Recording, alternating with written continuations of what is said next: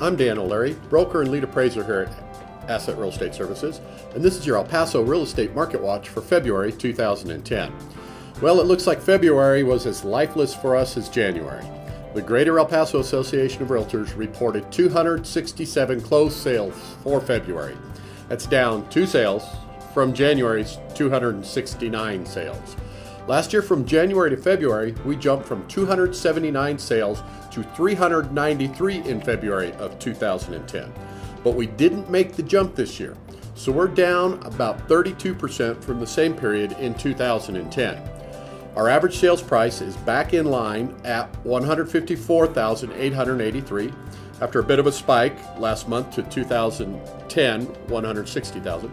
The Greater El Paso Association of Realtors report 3,054 active listings, which is about a 6% increase from 2,877 last month, so we're slightly up. So if we use a 6-month trailing average of sales at 374 average sales, we have 7.7 months of inventory. I was at a real estate investing summit last weekend, and I wanted to share with you 2 of the takeaway points from the summit. The watchword for the next 5 years is multifamily.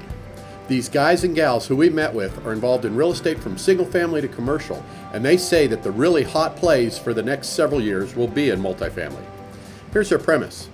There are good buys right now in the multifamily area because as the loans come due, banks are less willing to loan on any forms of commercial right now.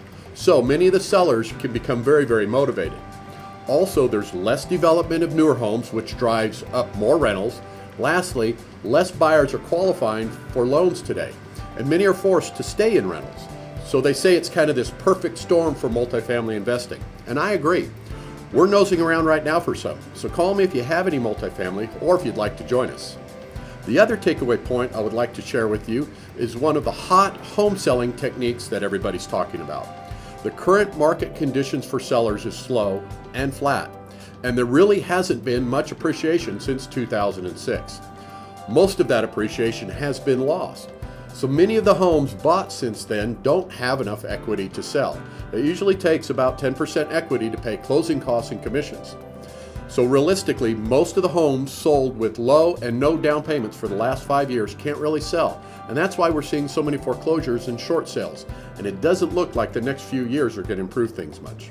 So now on the buyer's side, of course, everyone knows that the easy lending days are over and that the lenders have gotten very, very picky. So we've got all these sellers with decent credit that can't get loans. So the technique is to match the unsellable home with the unloanable buyer through mortgage assignments and other forms of seller financing. It's a very interesting technique, and we're having some success with it. Once again, if you've got any questions, give me a call.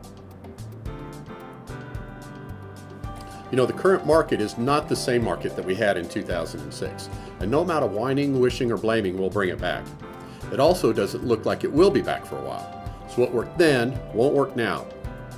But with the right strategies, fortunes will be made in this market.